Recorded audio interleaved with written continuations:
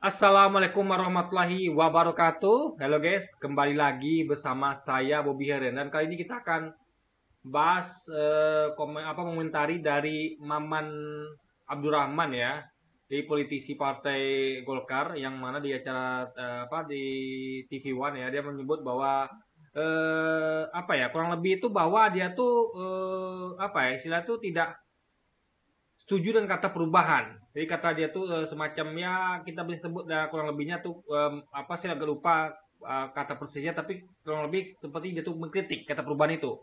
Jadi yang kita inginkan kan memang perubahan yang itu diusung oleh sesuatunya itu pasangan Anies dan Caimin. Yang lainnya itu kan Prabowo Gibran dengan anak Ganjar Mahfud itu kan hanya keberlanjutan. Tapi yang murni perubahan tuh hanya Anies. Nah ini dikritik oleh Maman ini. Itu kata dia gini, dia analoginya begini guys ya. Masa sih kita tuh sudah bangun gedung tinggi 10 lantai gitu kan. Lalu kita kan harusnya kan kita tuh harus nambah ke atas gitu kan. Kalau kita mau maju ya kan, kita mau terus gitu kan, maju kita harus nambah lagi ke atas gitu kan. Nah, masa sih kita harus hancurkan gitu kan. Nah, jadi dia ini nggak paham guys. Gini loh saya terangkan ya. Nih, kita ngomong bukan ngomong tentang gedung yang bagus ya. Enggak semua gedung tuh bagus gitu loh. Ada gedung-gedung yang reot. Gedung-gedung Anda tahu lah banyak ada gedung yang runtuh gitu kan. Ada gitu. Jadi ya tuh jangan analogikan seakan-akan itu gedung itu yang bagus, yang cuma minor ya. Kata dia kan gini, ya kalau ada kurang-kurang dikit ya perbaiki gitu kan. Kurangnya bukan dikit lagi guys, tapi banyak guys kurangnya. Makanya berubah. Kalau kurangnya dikit bisa perbaiki, tapi kurangnya banyak gitu. Ambil contoh kayak kemarin masalah reklamasi Pantai Utara Jakarta, itu kan masalah besar itu, ya kan? Di situ ada pulau reklamasi yang mana itu adalah pulau yang dikuasai oleh segelintir orang ya, sembilan naga gitu kan. Yang mana bahkan itu TV One itu ya sebagai reporter aja nggak bisa masuk guys. Jadi kalau ada nonton videonya itu di mana, kalau TV One pasti ingat tuh, TV One itu pernah meliput ke sana ya. Dia tuh ke lokasi itu belum masuk lagi guys, masih di perairan, masih naik kapal, naik sampan, mau masuk ke dalam investigasi, mau rekaman, mau meliput gitu kan, udah diusir, udah dihalang-halangi sama penjaga di pantainya guys. Anda bayangkan coba, itu terjadi proklamasi, ya. Apa yang dilakukan Pak Anies Baswedan? Dia runtuhkan itu semua, ya. Dengan cara apa? Ya, pulaunya ya yang sudah terjadi ya tetap terjadi biar aja. Ya nggak mungkin dihancurkan. Tapi beliau itu betul-betul menabrak semuanya. Yang mana pulau itu privat ya, akhirnya beliau buka jadi pulau untuk umum. Sehingga semua masyarakat itu bisa menikmatinya, bukan hanya masyarakat Jakarta, tapi juga masyarakat di Indonesia bisa menikmatinya. Itu bukan lagi sebuah proklamasi itu yang eksklusif gitu, enggak. Bukan lagi pulau yang privat, pulau yang ini seakan-akan kayak ada negara-negara itu ada tempat di dalam negeri ini yang nggak bisa dimasuki oleh bahkan wartawan sekalipun. Itu kan bahaya guys. Kalau misalnya kayak KPK kayak kayak ruangan khusus KPK misalnya yang mana itu memang ada kepentingan untuk penyelidikan, oke. Tapi ini kan tidak ada gitu, tidak ada hubungan dengan kepentingan nasional, kepentingan bangsa di proklamasi itu gitu. Jadi hanya kepentingan dari pebisnis gitu, orang-orang pemilik lahan itu gitu loh. Nah itu kan nggak boleh terjadi guys, gitu kan? Ya kecuali apalagi kan ini kan TV One itu kan mau minta izin gitu, masa belum minta izinnya sudah dilakukan seperti itu gitu kan? Ini seakan-akan ada negara itu dihentungkan oleh jadi maksudnya gini guys ya. Kita bayangkan adalah suatu bangunan ya, coba bayangkan ada bangunan kata dia 10 lantai, oke lah, 10 lantai, anggaplah 10 lantai. Nah, daripada kita bangun tambah ke atas lagi ya, ini karena masalahnya bangunan itu bukan lagi bangunan yang minor-minor kayak cat kelupas sedikit atau mungkin ada masalah liftnya sedikit, tapi sudah hancur lebur guys. Masa itu udah parah gitu. Udah makan korban ya. Ingat negeri ini sudah makan korban.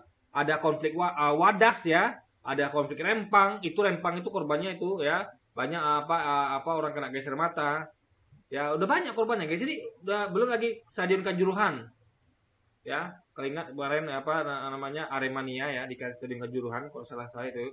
Lalu ada lagi yang lain guys, banyak tragedi KKB di Papua gitu kan, karena memang ketidaktegasan pemerintah gitu kan untuk menghadapi KKB. Kalau pemerintah terhadap teroris tegas dia, pelaku bom bunuh diri gitu kan, pelaku bom. Tapi ini KKB guys, ya sama-sama merusak, tapi pemerintah nggak tegas gitu. Nah itu ada yang tebang pilih sini gitu kan. Jadi udah bahkan korban itu, ada berapa banyak korban KKB gitu kan. Juga masalah lainnya, ya kan. Jadi ini adalah suatu gedung ya, belum lagi KPK sekarang. Kan nengok KPK sekarang masalahnya kan.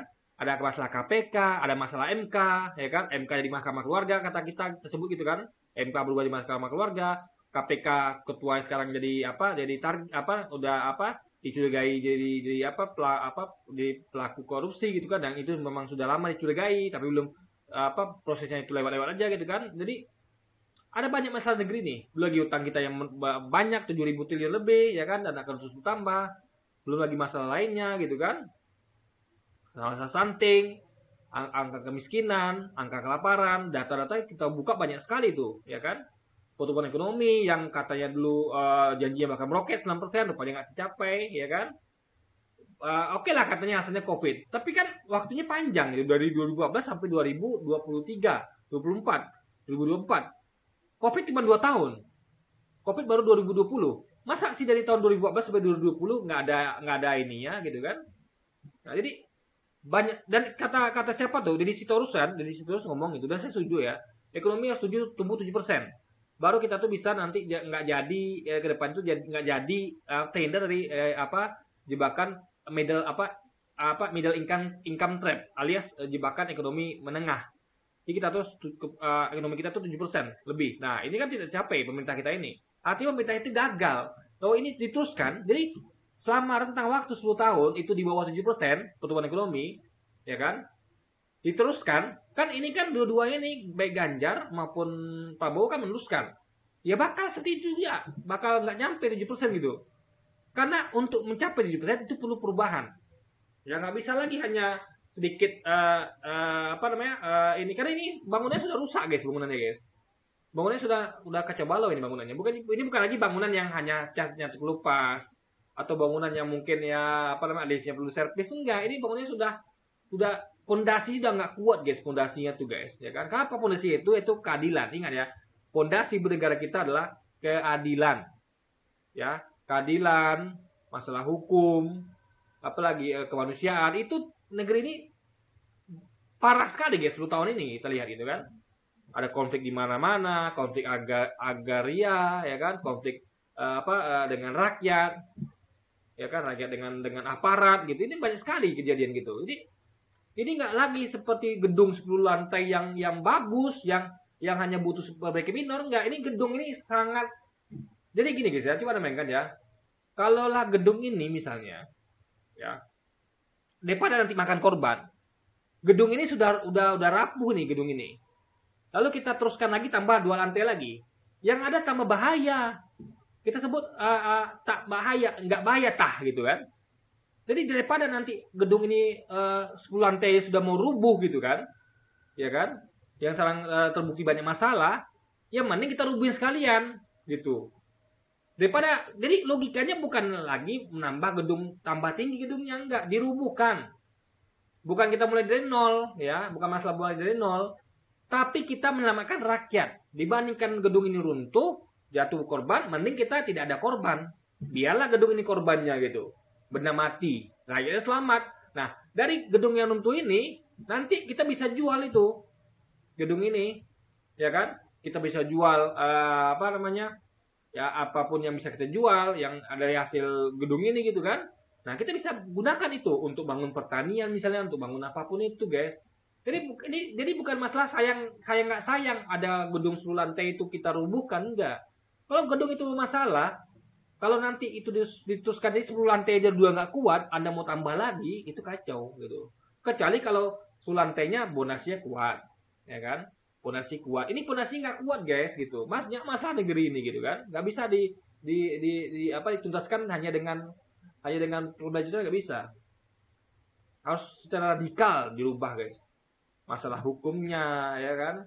KPK, MK, politiknya, ya kan? Banyak sekali masalah guys. Nah, jadi ini analoginya adalah bukan lagi kita tuh harus menambah gedung 10 lantai menjadi 19 lantai, tapi alih-alih nanti daripada ditambah nggak bahaya tah gitu gedungnya runtuh, karena pondasi nggak kuat, gitu kan. Mending ya gedungnya kita runtuhkan, mumpung belum dipakai, gitu. Untungnya tuh kita evakuasi orang keluar semua, kita runtuhkan, kita bangun di apa namanya di tempat gedung itu runtuh, kita bangun pondasi baru, kita bangun pertanian, kita bangun, kalau perlu kita bikin gedung baru yang kuat, pondasi kokoh, sehingga ya nantinya biarlah 5 lantai, tapi kuat pondasinya, keselamatan terjamin gitu, selamat semuanya gitu, ya kan? Buat apa Anda bangun gedung 30 lantai, tapi pondasi nggak kuat, rentan roboh. Saya lebih milih saya tinggal di gedung 5 lantai, atau bahkan nggak usah pakai lantai deh gedungnya. Dari lantai tanah aja, tapi ini aman gitu, pondasi kuat gitu. Anda tahu kayak misalnya kayak gedung kayak bangunan-bangunan iglo itu ya, yang bangunan kubah itu, yang mana tahan gempa, mending kayak gitu. Dibandingkan gedung yang tinggi yang rawan rubuh, ya gempa sedikit runtuh, ya karena nggak ada penahan gempanya, proteksi tahan gempanya, mending kita bangunan kecil iglo itu kan. Nah, jadi guys ya, yang tentu biayanya nggak mahal tentunya gitu kan. Nah, jadi kita tuh adalah bagaimana menyelamatkan bangsa Indonesia, bukan bagaimana membangun setinggi-tingginya. Kalau pondasinya tidak kuat, nggak ada yang selamat guys gitu. Yang kita pentingkan adalah keselamatan bangsa, keselamatan rakyat. Makanya kalau gedung itu, seandainya pun gedung itu tidak kuat, daripada roboh, ya kita robohkan sekalian, mumpung belum makan korban. Karena contoh logika gini lagi guys ya, contoh kayak ada jembatan itu, misal gini nih, kan banyak nih sekarang nih di zaman Jokowi ini kan banyak tuh jembatan-jembatan yang runtuh, ya kan? Jembatan yang runtuh, entah karena memang pembangunannya salah, asal-asalan, karena di markup dan segala macam, bahkan memang tidak di manage. Ada kita lihat tuh ada banyak kejadian kan, ada lihat di medsos itu ya, di viral kejadian di mana ada jembatan runtuh, orang lagi, saya ingat betul guys, ada orang ya rame-rame di situ di tengah jembatan tuh nggak kuat, memang udah tua juga gitu kan, harusnya direnovasi. Itu runtuh guys, lagi nyanyi itu apa itu, runtuh ke bawah, ada yang meninggal, ada yang luka-luka. Jadi daripada itu terjadi, ya belum makan korban, ya kita runtuhkan gitu, kita bangun yang baru gitu, meskipun dengan usaha lebih. Jadi alih-alih kita melanjutkan sesuatu yang udah rusak, yang daripada roboh, ya kita robohkan, kita bangun yang baru. Jadi ibaratnya kayak contoh lagi kayak di pertanian misalnya. Jadi analogi banyak sekali. Jadi Maman Rahmani nggak paham ya bahwa bangunan sekarang ini sudah sangat rusak sekali. Jadi kayak misalnya kayak gini, ada di suatu lahan pertanian, ya itu di Jepang ada tuh guys ya. Saya lihat nonton vlog petani Jepang ini ya, orang kita yang TKI di Jepang, itu dia cerita, dia lihatkan sebuah video bahwa ini tanaman sayur apa saya lupa itu guys, itu kena hama guys. Padahal capek-capek nanamnya kan, capek-capek nanam tapi sudah kena hama semuanya. Bukan satu, ada beberapa rumah rumah kaca, rumah apa istilah itu ya? Ya kayak rumah kaca lah, rumah dari terpal tuh, gak saya lupa namanya tuh. Nah itu ada beberapa itu yang kena serangan gitu kan, serangan hama. Nah itu harus dimusnahkan semua, tanam baru lagi, nggak diteruskan. Tadi kalau si Maman Abdurrahman pasti bilang nanti, itu sayang sekali itu, ya kan? Kenapa nggak kita teruskan? Sudah parah, udah kena hama, udah nggak bisa apa-apa lagi. Ya dengan semakin cepat itu dicabut, itu kan dicabut sama pekerja itu, yang orang TKI yang vlog di Jepang itu kan dicabut sama dia, disuruh bosnya. Dia bilang, aduh rugi nih, capek-capek nanam tapi rugi. Ya kalau Anda tidak cabut sekarang, nanti panen apa mau dipanen, udang berhama semua gitu. Nah semakin cepat Anda cabut, lalu ada tanaman-tanaman baru, kerugian Anda bisa minimalisasi gitu. Jadi Anda tuh nggak rugi total dan nggak berlama-lama rugi. Nah sama kayak negara kita gitu. Kalau ada satu kebijakan yang salah, ya kita ubah total, nggak bisa diteruskan. Ini sudah 10 lantai, tambah 2 lantai lagi loh. Daripada rubuh nanti, gitu loh. Daripada gedungnya rubuh, ya kita rubuhkan sekalian. Makin cepat kita rubuhkan, pertama ya, gedung itu kalau sudah rusak ya, udah parah gitu kan, udah mau roboh, makin cepat kita robohkan, semakin kita minimalisasi jumlah korban gitu. Karena orang nggak ada korban jadinya, karena sudah aman gitu kan. Lalu semakin cepat kita bangun lagi gitu. Kita bangun gantinya untuk orang-orang ini gitu. Entah berupa rumah tapak gitu kan. Nah, jadi nggak mesti juga gedung tinggi gitu. Jadi guys ya, pembangunan itu ya nggak mesti harus yang kita tuh ngomong yang wah wah wah wah gitu, enggak. Tapi rakyatnya sejahtera tidak. Jadi gini loh guys ya. Kita berkaca pada angka rasio gini. Rasio gini kita tuh disparitas antara kaya dan miskin itu sangat luar biasa, sangat tinggi sekali. Perbedaan antara si kaya dan si miskin. Nah, harusnya logiknya gitu kan, kalau pembangunan itu tidak bisa menghasilkan angka disparitas yang kecil, kesenjangan yang makin kecil, tapi malah makin besar, ya kita harus ganti cara membangunnya gitu loh. Kalau 10 tahun ini tidak berhasil untuk mengurangi angka stunting, kemiskinan, kelaparan, ya kita ubah total fondasinya. Berarti fondasinya nggak beres ini, fondasinya. Masa kita mau tambah bangunannya dari 2 lantai, 5 lantai lagi? Ya kita robohkan bangunannya. Kita bangun fondasi baru yang kuat. Ya, sehingga rakyat itu selamat dari kecelakaan, bahwa gedungnya runtuh, dan kita cepat lagi membangun yang baru. Oh, tunggu nanti runtuhnya. Coba. Rugi 2 kali. Udah kita menunggu suatu yang udah pasti roboh gitu kan. Udah peluang roboh besar. Nanti roboh, orang yang lain bisa gini, ada 2, nah ini kita tahu ya, ada 2 guys ya. 2 orang bangun gedung nih. Sama-sama rusaknya gedungnya, sama-sama mau roboh. Nah, orang yang pertama bilang bahwa udah lanjutin 2 lantai lagi nih, aman gedung ini nggak bakal rontoh. Padahal dia harusnya lihat indikasi, kayak sekarang indikasi banyak hal itu kan. Masalah korupsi segala macam, ketidakadilan, stunting, kelaparan, kemiskinan, ya kan. Nah, sama kayak gedung ini udah masalah besar ini, tapi dia bilang nggak apa-apa, tambah 2 lantai lagi. Nah, orang satunya lagi, yaitu oposisi, yaitu kita ini, katakan tidak, ini bahaya nih. Cepat untukkan sekarang, biar kita bisa bangun yang baru, gitu. Yang kuat fondasinya. Akhirnya apa terjadi? 5 tahun lagi atau berapa tahun lagi, kita sudah siap gedung baru. Meskipun nggak setinggi dia, gedungnya mungkin masih 3 lantai. Dia ditambah lagi tuh 2 lantai lagi, gedungnya runtuh. Apa yang terjadi? Kita udah punya 3 lantai. Dia pertama udah ada korban jiwa gitu kan, karena terlambat diruntuhkan, dibilangin ngeyel, ya kan. Kita sudah aman, bahkan kita tidak ada korban jiwa, dan kita udah bangun 3 lantai. Kita udah menang start guys. Nah, dia gedungnya baru belum ada dibangun, ya kan, yang ada malah jatuh korban jiwa karena gedungnya runtuh. Nah, itu yang tidak dipahami oleh Maman Abdurrahman ini, politisi Golkar ini gitu. Jadi guys ya, makanya kita tuh selalu gaungkan kata perubahan.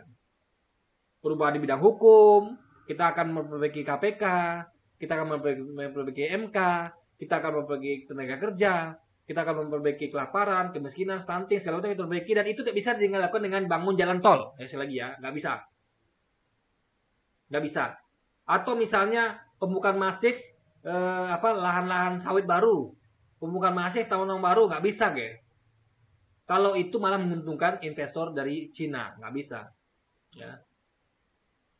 Kita harus menguntungkan kita sendiri gitu. Karena mereka untung 2 kali. Sudah masuk uangnya, modalnya masuk, ditambah lagi tenaga kerjanya, untung 2 kali gitu loh. Ya kan? Jadi guys ya, kecuali gini loh, kita bandingkan ya tenaga kerja ya. Kalau kita berkaca lah, kalau kita kayak Jepang ya, Jepang itu katanya tenaga kerja banyak di Indonesia gitu kan, atau Malaysia, beda kasusnya. Jepang itu memang mereka itu adalah penduduknya kekurangan, mereka tuh banyak usia tua, karena rakyatnya tuh malas menikah, maunya hidup bebas gitu, mereka takut menikah gitu, sehingga mereka tuh kekurangan pekerja guys. Banyak tuh rumah-rumah yang kosong kan di Jepang itu kan. Nah, makanya mereka tuh memang butuh kita. Kita dibutuhkan. Memang nggak bisa tanpa kita guys gitu. Maka mereka tarik bukan dari Indonesia saja, dari Thailand juga, Vietnam juga. Nah, Malaysia juga gitu. Malaysia itu penduduknya rata-rata sudah kaya, Malaysia. Mereka nggak mau lagi mengerjakan pekerjaan kasar, nggak mau lagi mereka. Oh, mendodos sawit, kerja di berdua sawit, mereka nggak mau lagi di pabrik-pabrik itu. Mereka maunya jadi bos karena mereka sudah mapan. Maka mereka butuh kita gitu. Nah, tenaga kerja asing terutama dari TKA Cina ini ya, Tiongkok ini ya, kita nggak butuh pekerja kasar. Kita yang butuh pekerjaan kasar itu gitu loh. Ngerti nggak? Kita mau guys, kita mau pekerjaan itu. Apa yang dikerjakan oleh orang Cina itu kita mau gitu loh. Dan kita bisa. Masa sih Anda meremehkan, merendahkan kemampuan dari intelektual dan kemampuan fisik dari rakyat Indonesia? Masa sih gitu? Masa sih selama 10 tahun Jokowi ini nggak bisa dia membuat program untuk supaya kita cerdas? Misalnya gini nih, pertama kali mimpin ya kan 2014, harusnya bikin program dia. Kita target 5 tahun lagi bakal bangun smelter, bangun pabrik ini itu, investasi. Nah kita ada siapa nih nanti investor dari Cina, oke lah nggak investor dari Cina, kita butuh modal gitu kan. Nah, tapi kita harus siap gitu, kita punya visi ya. Ini bukti bahwa Jokowi nggak punya visi. Apalagi kayak kalau diteruskan ya terbukti juga bahwa calon berikutnya itu Prabowo yang dan Ganjar yang akan meneruskan itu juga nggak punya visi, karena dia meneruskan sesuatu yang sudah jelas nggak ada visinya. Apa itu? Kalau memang dia punya visi Jokowi ini ya, tentu setelahnya nggak ada visi juga, karena memang melanjutkan yang nggak punya visi ini gitu kan. Harusnya gini, ketika dia itu mau tahu ada investasi asing masuk, dia kan gencar tuh menarik investasi masuk, harus asing masuk, harusnya dia mempersiapkan tenaga kerja dulu gitu. Oh dia harus mikir nih, oh nanti Cina ini akan masukkan modal ke kita, dia akan bangun pabrik, akan bangun tambang. Harusnya dia tuh menyekolahkan anak negeri kita itu di bidang-bidang yang mana nanti akan dibuka oleh orang investor Cina ini, sehingga kita punya nilai tawar gitu. Jadi saya dengan jelas mengatakan, kalau kamu mau masuk ke kita, masukkan modal, kita punya pekerjaan ini. Kita sudah siapin pekerja ini sejak saya awal mimpin. Kita tahu nih, makanya kita tuh undang Anda untuk jadi investasi ini, karena kita siapin tenaga kerjanya. Itu kalau punya visi kan. Tapi kan nggak punya visi, ya itu tadi, nggak disiapin dulu tenaga kerjanya, akhirnya kena 2 kali. Modal sudah dari mereka, untungnya ke mereka, tenaga kerja dari mereka juga gitu kan. Nah itu masalah di situ guys, karena nggak punya visi itu tadi. Sama kayak bangun gedung tadi, gedung tinggi 10 lantai, nggak punya visi. Oh nanti gedungnya 10 lantai itu gimana? Visinya ke depan adalah gedungnya kuat menahan angin, dia kuat tahan gempa. Itu kan diperhitungkan dari awal, disiapin. Oh nanti ketika bangun, dia tahu nih ketika dia bangun lantai 10 itu butuh konstruksi yang beda. Artinya dia harus siapin dari sekarang. Dengan cara apa? Dengan cara ya cari orang yang nanti bisa bangun lantai 10 gitu. Nah siapin dari sekarang gitu kan. Jadi dia siapin juga modal dananya berapa. Jangan tengah jalan rupanya nanti uang fondasi kurang, uang ini kurang, itu kurang, atau tenaga kerja nggak kompeten gitu kan. Nah, atau salah pasang segala macam gitu. Jadi intinya adalah visi-misinya nggak. Jadi bangun gedung tinggi itu butuh visi misi. Fondasi diperkuat dulu, bagaimana diperkuat nahan angin, gempa dan segala macam. Jadi nggak bisa tanpa visi misi guys gitu. Sama kayak misalnya kayak ngundang investor asing. Ya Anda ngundang, jangan main undang aja dong. Siapin dong tenaga kerjanya. Itu bisa ajukan. Kita bisa punya nilai tawar deh. Masa sih kita bisa bilang begini? Bapak masukkan tenaga kerja dari Bapak. Kita punya Pak yang lebih hebat dari itu gitu loh. Minimal setara. Kita adu deh komparasi. Oh Bapak dia S3, ini S3 Pak. S3 dia di 2 tempat bahkan. Nah, kan bisa begitu. Ya kan? Tapi ini nggak terjadi guys gitu loh. Jadi nggak disiapin tuh tenaga kerjanya. Sehingga kita tuh main undang-undang aja gitu. Kayak gini contoh gini nih ya. Contoh lagi nya. Misalnya saya punya tanah nih. Saya punya tanah. Nah, saya tahu anak-anak saya banyak nganggur. Saya sebagai seorang ayah punya tanah, tapi saya nggak punya modal untuk bikin pabrik tanah itu. Lalu saya gencar dong, kan saya 10 tahun ini, target saya 10 tahun ini harus ada di tanah saya itu harus ada pabrik 10 tahun ini. Maka saya punya visi, saya akan gencar ini mencari investor gitu. Tapi saya tahu anak saya lagi nganggur. Apa yang saya lakukan? Anak saya akan saya sekolahkan. Kalau saya target itu adalah pabrik sawit, artinya anak saya akan sekolahkan sawit. Atau itu adalah nanti tanah saya digunakan untuk tambang batubara atau apapun itu usaha, anak saya akan saya sekolahkan, akan saya ajari atau akan saya kuatkan di situ.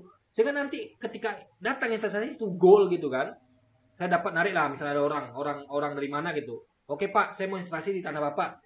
Nah, ketika dia bilang kan, tapi Pak tenaga kerja dari kita Pak ya. Oh kita bisa bilang, oh bentar Pak. Kita punya nih, anak saya masih nganggur nih Pak, gitu kan. Gak bisa Bapak begitu. Kalau bisa Bapak ragu, ayo kita adu kompetensi, mana lebih kuat. Kan gitu guys, itu namanya visi. Jadi saya itu sebelum saya keliling mencari pemodal, saya sudah siapin anak saya dulu. Sehingga nanti paketnya adalah tanah saya itu, beserta anak saya akan saya ajukan. nih Pak, saya punya tanah dan anak untuk bekerja. Bapak modalnya harus deal. Kalau nggak mau sudah gitu. Jangan mau kita kalah. Kecuali memang dia bilang, wah bapak nggak kompeten nih, bapak ini nggak bisa ngelola nih, oke. Tapi yang jadi sekarang kan begitu, karena nggak disiapin gitu kan. Tapi nggak cuma juga guys, karena kita punya banyak orang hebat di negeri ini loh. Apalagi orang-orang yang di luar negeri itu nggak mau pulang. Kenapa? Itu lagi kurangnya guys. Karena dia di sini tidak dihargai. Anda tahu ya, dana riset itu dikurangi guys. Anda bayangkan, disunat, dipotong dana riset. Luar biasa kan? Jadi bagaimana orang-orang itu orang hebat tuh mau balik ke negeri ini? Kalau dana risetnya dipotong, bisa untuk bayar hutang atau menumbuki yang dikorupsi itu, ada korupsi bansos dan segala macam kan? Jadi gimana kita mau maju gitu? Gimana kita bisa mengalahkan tenaga kerja asing? Nah itu pula mau dilanjutkan? Nggak mungkin, impossible.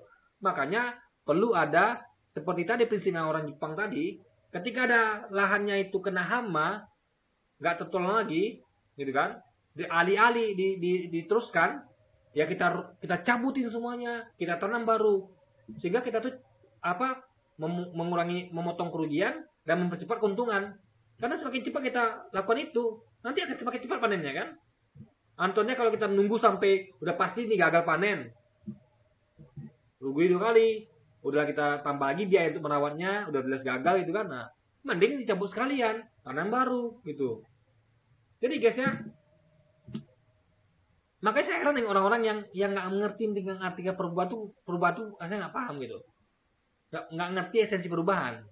Ini mereka tuh menyamakan seperti gedung 10 lantai itu, kenapa nggak dibangun 12 lantai? Ya gedungnya ini bagaimana dulu gedungnya? Kuat ada pondasinya. Dan kita lihat 10 tahun ini nggak kuat pondasinya guys, visi misi nggak ada gitu. Kedepannya bagaimana nggak ada. Akhirnya kita dikendalikan. Investasi dari dia, modal dari dia, tenaga kerja dari dia gitu kan. Ini mau jadi dibawa kemana negeri ini guys gitu. Kita kalah posisi tawar kita, kalah nego kita. Kita pemilik tanah loh, Anda bayangkan. Kita pemilik tanah, kita yang berkuasa harusnya. Anda bayangkan ya, yang punya tanah kita. Investor dari mana aja bisa kan? Dari Cina bisa, dari Arab bisa, dari Amerika bisa, Inggris bisa, Australia bisa. Kita punya banyak pilihan, tapi mereka nggak punya banyak pilihan. Nyari tanah susah guys. Apalagi ke Indonesia ini susah gitu. Makanya kita punya nilai tawar yang tinggi. Apalagi kalau kita berhasil memasukkan anak-anak kita yang nganggur ini, yang sudah kita didik dulu gitu. Makanya nggak disiapin dulu ya gitu didinya gitu. Makanya ini tidak boleh terulang lagi. Maka kita perlu perubahan guys ya. Jadi sekali lagi ya, Maman Abraham ini nggak ngerti dengan anti perubahan, nggak ngerti. Dia ingin melanjutkan sesuatu yang sudah bobrok, sesuatu yang sudah rusak gitu. Ini bahaya. Akan gedung yang 10 lantai itu ketika udah gampang rubuh, rentan rubuh ditambah lagi 12 lantai ya makin cepat runtuhnya guys. Makanya istilah lagi runtuh adalah pembusukan politik. Saling amputasi itu terjadi sekarang kan. Nah, itu kenapa? Karena terus dibiarkan gitu. Jadi istilah guys ya, ini adalah suatu hal yang harus kita ubah. Perlu perubahan, nggak bisa lagi berlanjutan. Karena terbukti berlanjutan itu gagal. Ya, gagal. Negeri ini nggak tambah baik, malah makin buruk. Dari segi hukumnya, Harum masih nggak ketemu-ketemu, MK di Mahkamah Keluarga, ya kan? Apalagi